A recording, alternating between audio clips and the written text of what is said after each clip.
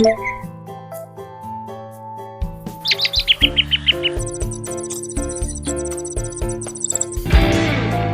痹的人生习惯，我讨厌的生活。麻痹的人生习惯。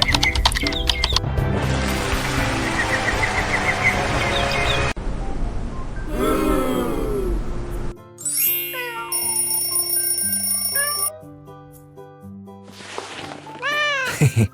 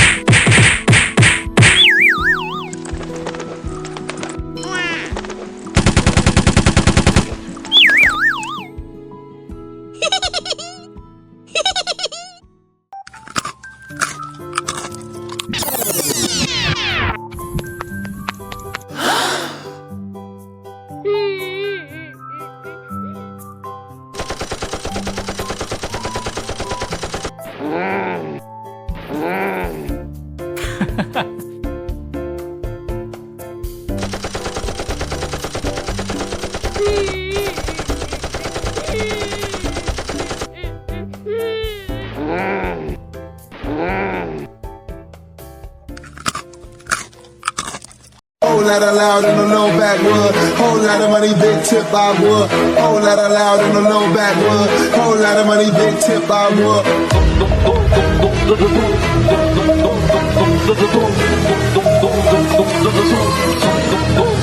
Put it on.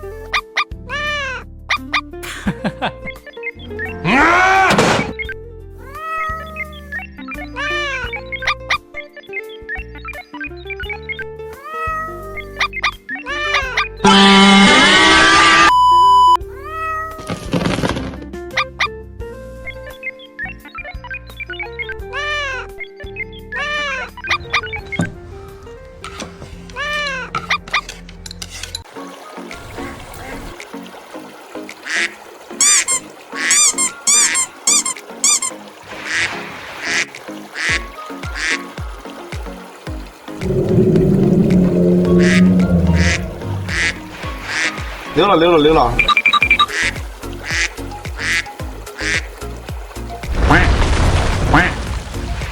滚出去！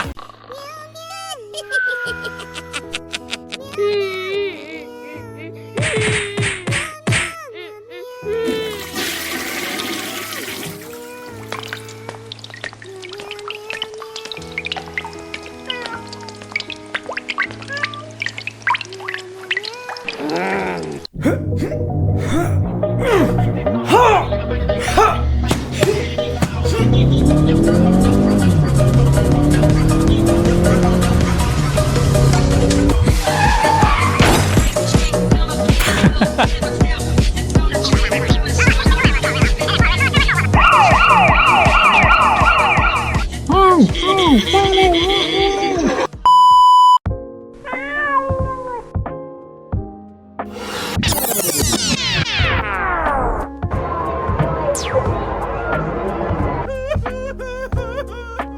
couch, I just bought it. Little dirty kitty, why is it so hard to give you a bath? Where are my keys? I'm going to be late again.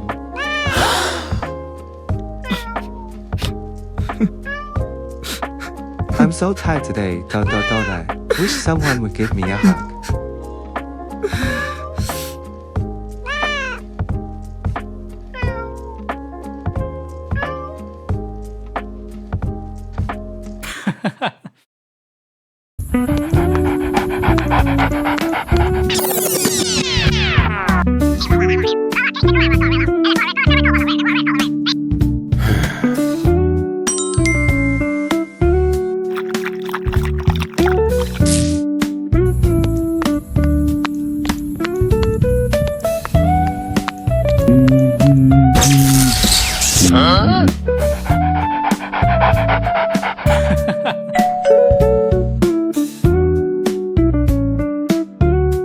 Fantastic.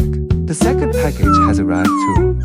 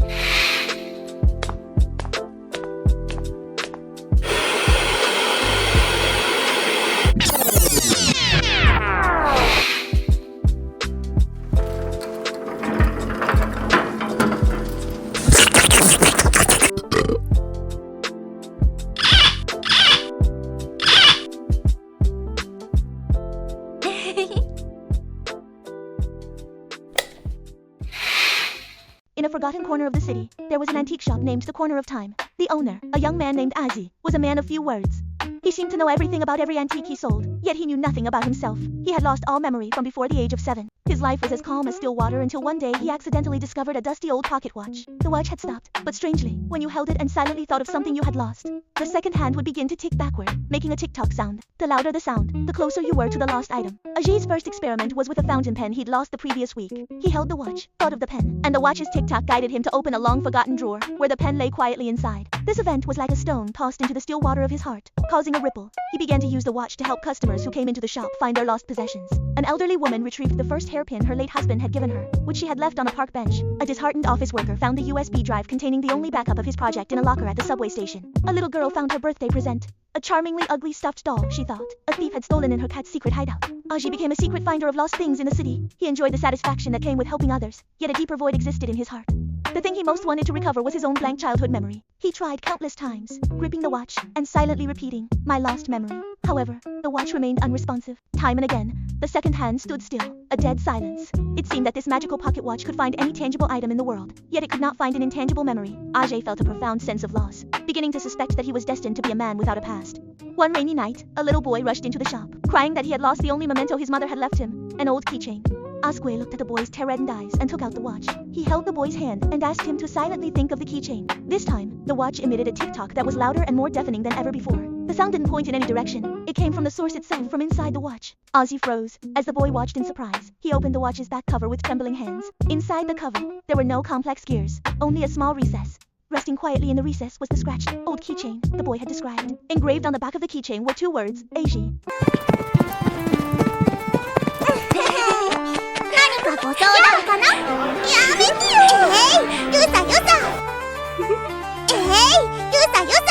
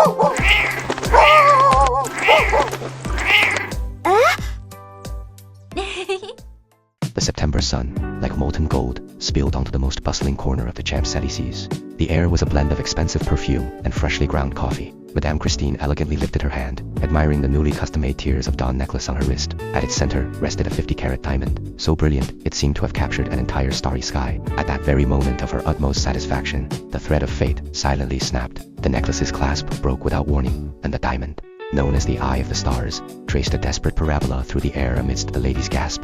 Time seemed to be under a spell. Everyone saw the flash of light, heard a crisp, hollow tink, and then it vanished behind the cold sewer grate on the street. The city's clamor continued, but for a moment, Madame Christine's world fell into a deafening silence. In the shadows of the corner, a little hamster named Naomi had just stuffed half a melon seed into his bulging cheek pouch. He had witnessed it, all that glass bead, bigger than his own head, falling with a dazzling light into the dark, mysterious cavern he had never dared to approach. He saw the color drain instantly from the beautiful woman's face and heard her suppressed, almost shattered sobs. A strange impulse, a primal emotion that transcended species and reason, surged in Naomi's tiny chest. He didn't know what it was, only that the fallen star did not belong to the darkness. He spat out the half-warmed seed, his eyes filled with a newfound determination. In a corner, noticed by no one, his small figure, like a flash of brown lightning, darted towards the entrance to the city's underworld.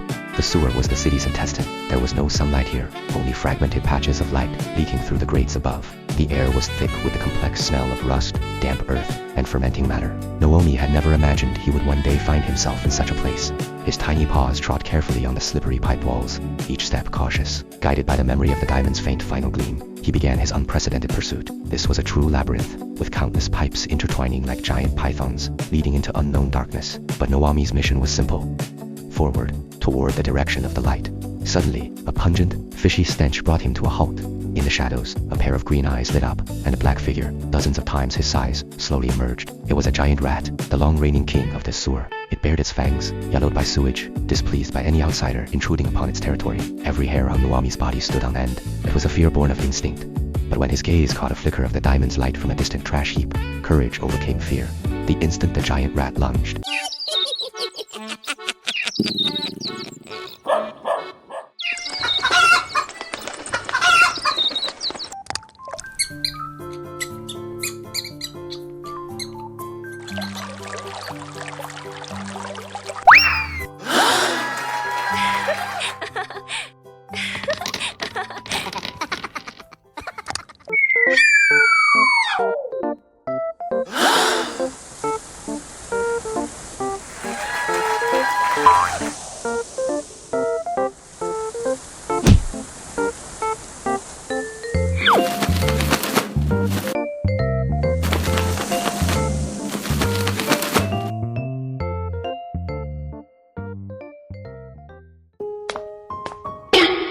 Let's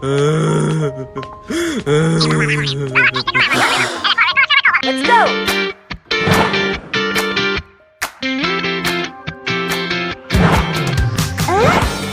お前はもう死んでいる。ありがとね。